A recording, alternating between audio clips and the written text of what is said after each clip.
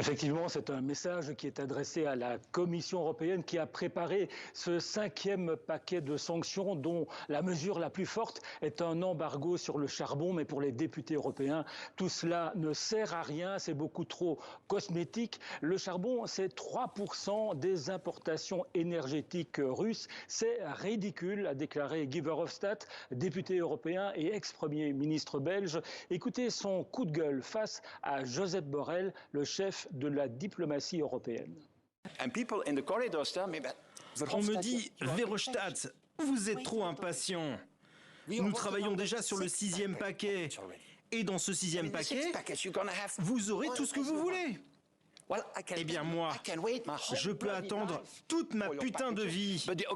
Mais les Ukrainiens qui meurent à Mariupol ou à Boutcha, eux, ne peuvent pas attendre. Savez-vous pourquoi votre stratégie ne fonctionne pas ? Parce que les paquets de sanctions progressives ne fonctionnent pas avec un autocrate.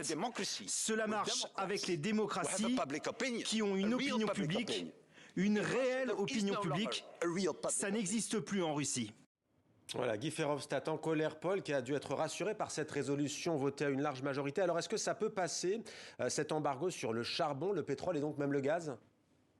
Écoutez, déjà le pétrole, ce n'est pas gagné, tout le monde n'est pas d'accord, mais alors le gaz, il y a des pays comme l'Autriche et l'Allemagne qui freinent des 4 fers. Mais les députés européens disent qu'il faut maintenant être lucide. Il y a 2 chiffres qui sont extrêmement parlants depuis le début du conflit.